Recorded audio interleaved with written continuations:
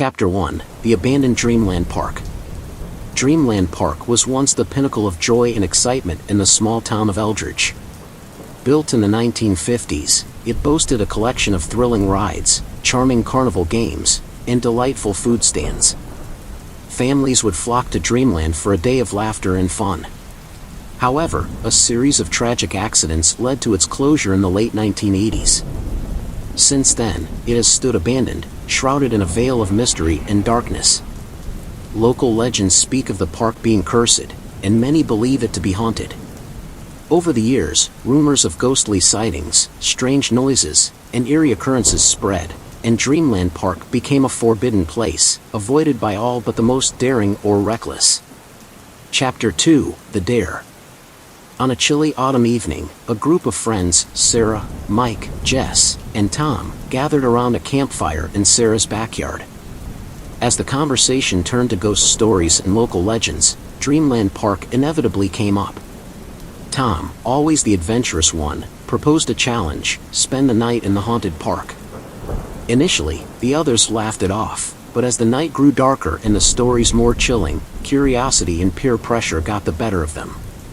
Armed with flashlights, a camera, and a sense of bravado, they set off for Dreamland Park. Chapter 3: Entering the Park. The gates of Dreamland were rusted and overgrown with vines, creaking ominously as they pushed them open. The path leading into the park was choked with weeds and fallen leaves. The rides, once bright and colorful, now stood as skeletal remnants of their former selves, casting eerie shadows in the moonlight. As they ventured deeper into the park, the air grew colder and an unsettling silence enveloped them.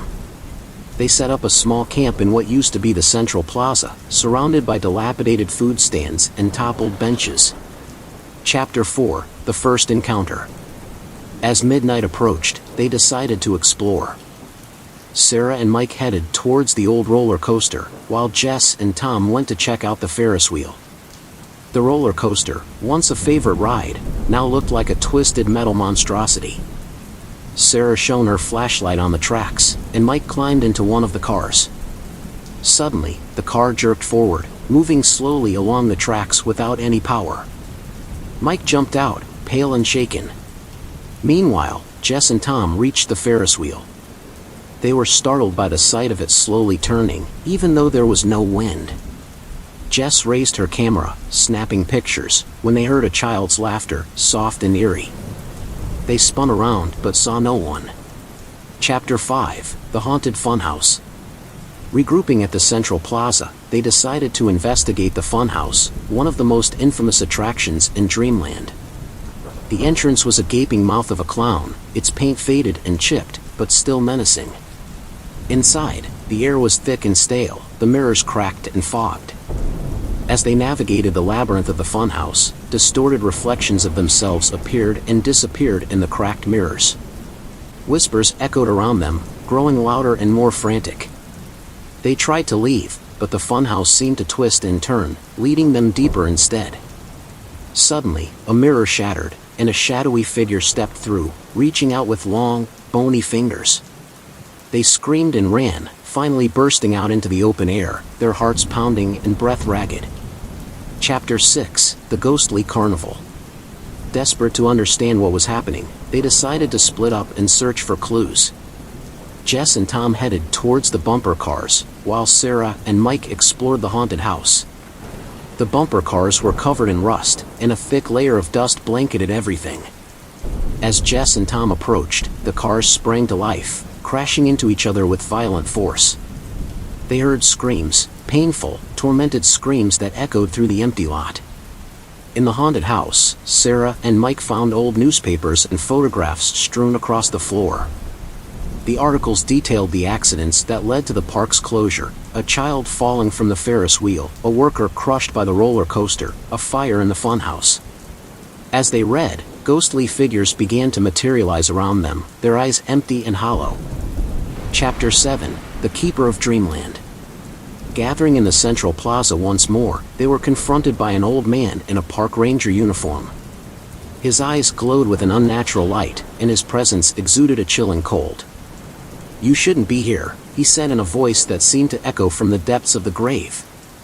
he revealed himself to be the park's caretaker, doomed to watch over Dreamland for eternity after he failed to save those who perished.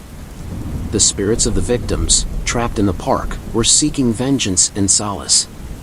The caretaker warned them that leaving the park wouldn't be easy, as the spirits wouldn't let them go without a fight. Chapter 8: The Final Escape. Determined to escape, they remembered an old legend about the park. Only by appeasing the spirits could they leave safely. They gathered items from around the park: a teddy bear from the haunted house, a toy train from the carousel, a worker's hat from the roller coaster, and placed them in the central plaza as offerings. As they recited a makeshift prayer for peace, the ground trembled and the air filled with ghostly apparitions. The spirits hovered over the offerings, their forms flickering. For a moment, the friends feared it wasn't enough. Then, one by one, the spirits began to fade, their expressions softening. The caretaker nodded in approval, his form shimmering before disappearing into the night. The temperature rose, and the oppressive atmosphere lifted. The friends felt a weight lift off their shoulders. Chapter 9: The Aftermath. Exhausted and shaken, they left Dreamland Park, vowing never to return. The town finally decided to demolish the park, but before they did, they held a memorial for those who had lost their lives. The friends attended, paying their respects and finding closure in the process. Years later, the land where Dreamland once stood was transformed into a memorial garden.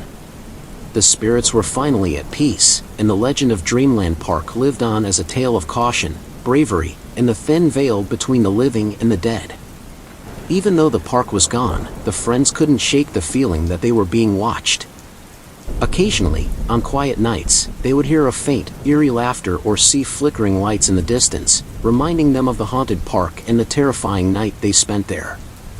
Dreamland Park had left its mark on them, a reminder of the darkness that can lurk in the happiest of places and the courage needed to confront it. Don't forget to subscribe.